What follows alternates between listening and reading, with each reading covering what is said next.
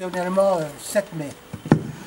Aujourd'hui, nous rendons hommage à nos compatriotes et à leurs frères d'armes, combattants de 1940, Français libres qui n'ont jamais cessé le combat, résistants de l'intérieur ayant héroïquement rejoint la lutte, soldats de l'armée d'Afrique couverts de gloire, combattants rassemblés pour libérer notre terre opprimée et poursuivre le combat au-delà du Rhin et des Alpes.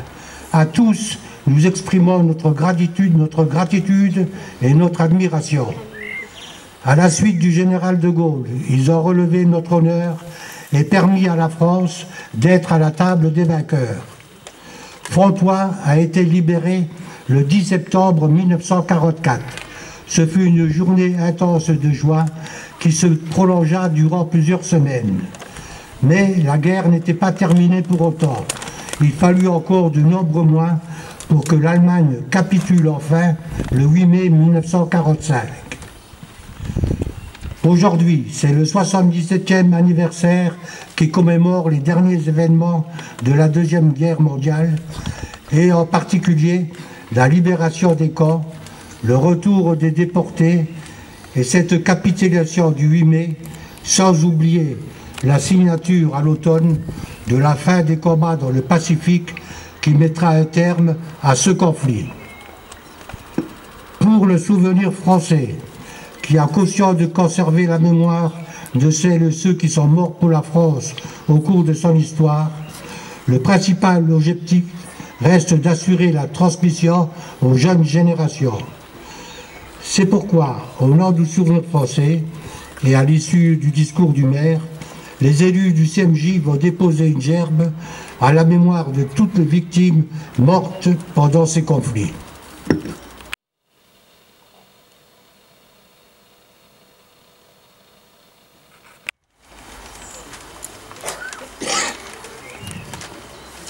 Mesdames, Messieurs, chers Fenchois, je vous remercie pour votre présence aujourd'hui à l'occasion de cette commémoration dont le conseil municipal a souhaité renouer avec la tradition, renouer avec le défilé militaire après 2 années d'absence liées à la crise sanitaire qui ne nous avait pas permis de nous retrouver pour célébrer dignement ces dates.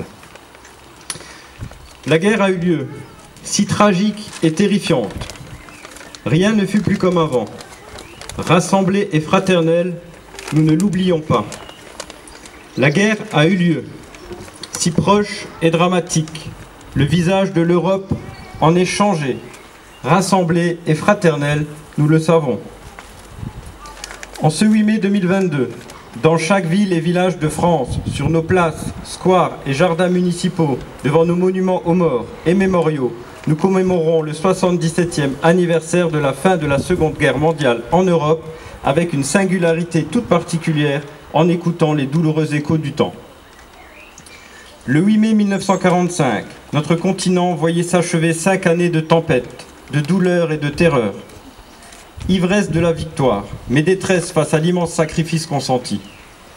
Dans cette joie, bouleversées, les embrassades n'ont fait oublier qu'un temps, les villes ruinées, les campagnes exsangues, les proches disparus, les restrictions. L'humanité a payé le plus lourd tribut de son histoire. Elle a vu la barbarie nazie franchir le seuil de l'inhumanité et de l'incivil. Elle a découvert, stupéfaite et horrifiée, qu'elle pouvait s'anéantir elle-même. Chaque année, avec fidélité, avec reconnaissance, la nation porte son regard et son affectation en direction de celles et de ceux qui sont morts pour elle, vers celles et ceux qui ont combattu avec abnégation et qui ont contribué à abattre le fléau nazi. Nous nous souvenons du combat acharné des armées françaises et des armées alliées sur tous les fronts, des Français libres qui n'ont jamais cessé la lutte, du courage des résistants de l'intérieur, de chaque Française et Français qui a refusé l'abaissement de cette armée des Lumières dans l'obscurité. Dans les pas du général de Gaulle, ils ont permis à la France de rester la France. Pour notre pays, ce combat a pris de nombreux visages et la victoire 1000 chemins. Elle exigea tant de courage, de larmes, de deuil et de sacrifices. Il y a 80 ans, en 1942, la phalange héroïque des Français de Bietigheim tint tête aux divisions italiennes et allemandes. Dans un océan de sable, ils ont résisté à tous les assauts. Ils incarnent aujourd'hui encore l'orgueil de notre pays et font vibrer le cœur des peuples libres. Nous nous souvenons aussi du raid mené sur le port de Dieppe, du sacrifice des soldats canadiens, britanniques et américains qui ont ouvert la voie de la libération de la France.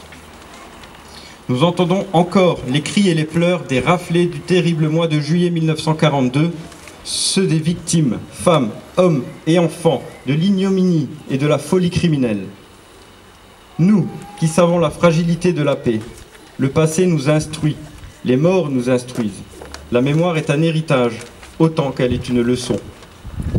D'abord, l'unité de la France qui n'est jamais aussi forte que lorsqu'elle est rassemblée et solidaire, que lorsqu'elle se soustrait à la fureur des dissensions et des divisions, que lorsqu'elle regroupe le meilleur d'elle-même pour construire les ambitions du Conseil national de la résistance.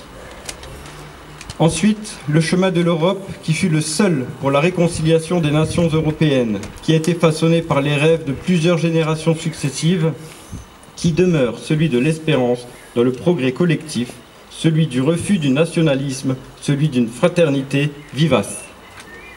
Enfin, ce chemin de l'unité et de l'Europe n'est rien sans l'attachement viscéral de la France à la dignité de l'homme et à ses droits fondamentaux.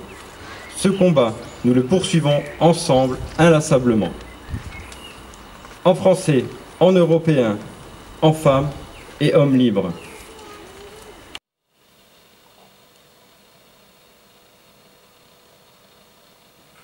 Lire les noms de M. Cordel, Cujava, Auger, Sibilia, Tarillon et Wender sont tombés pendant cette guerre. Et en dessous, les malgré nous tombés ou disparus. Je ne sais pas si ça vous parle, les enfants, les malgré nous, à l'école, on vous en a peut-être parlé. Donc les malgré nous, ce sont les Alsaciens et Mosellans qui ont dû combattre avec l'uniforme allemand, malgré eux, contre la France. Là, M. Adolphe, Bechleux, Balthasar, Becker, Bronstein, Fischer, Feuerbach, Franz, Hoche, Klein, Lauer, Lebert, Maninger, Schenten, Temler, Véland.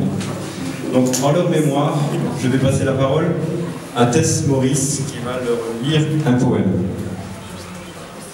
Et ses collègues qui vont aussi participer.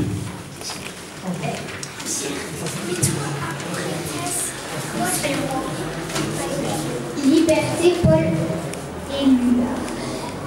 Sur mes cahiers d'écolier, sur mon pupitre et les arbres, sur le sable de neige, j'écris ton nom. Sur toutes les pages lues, sur toutes les pages blanches, pierre sans papier ou cendre, j'écris ton nom. Sur les images dorées, sur les armes des guerriers, sur Sur la couronne des rois, j'écris ton nom. Sur la jungle et le désert, sur les nids, sur les genêts, sur l'écho de mon enfance, j'écris ton nom. Sur chaque bouffée d'aurore, sur la mer, sur les bateaux, sur la montagne des sur les champs, sur l'horizon, sur les ailes des oiseaux et sur le moulin des ombres, j'écris ton nom.